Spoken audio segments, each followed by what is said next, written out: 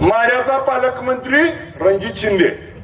मला लक्षात आलं की बारकी पोर गोट्या खेळती ती बघा, हारल्यावर कसं असतं उलुलुलू तू जिंकला,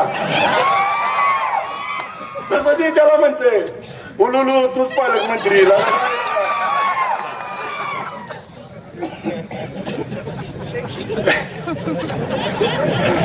आणि एक गोष्ट सांगतो, एक घोड्याचा बाजार भरलेला असतो आणि मग त्या घोड्याच्या बाजारात एक जणाला घोड्याची माहितीच नसती आणि एक घोडं दुसऱ्याच्या दारात सोडून आणतंय आणि बाजारात विकायला. आणि मग घोडं घेऊन बसतंय आणि मग लोक येतात, घोडं तर चांगलं असतंय जसं पालकमंत्र्यासारखं. आणि मग तिथे येऊन बसते ती, विचारते ती लोक की घोडं केवढ्याला दिलं. आता ह्याला अक्कलच नाही केवढ्याच आहे ती.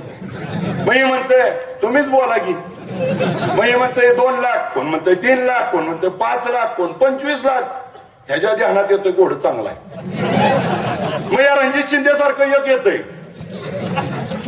आणि म्हणते घोडं चांगलं आहे का, मला जरा फिरून बघू दे. मग घोड्यावर बसतंय आणि जी जाते माघारीच येत नाही.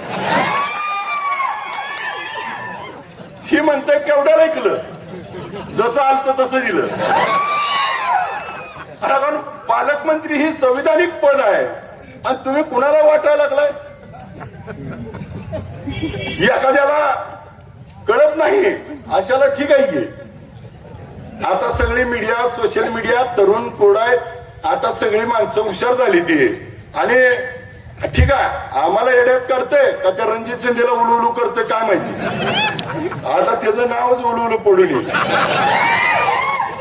आणि काय एबीपी माझा, उघडा डोळे बघा नीट.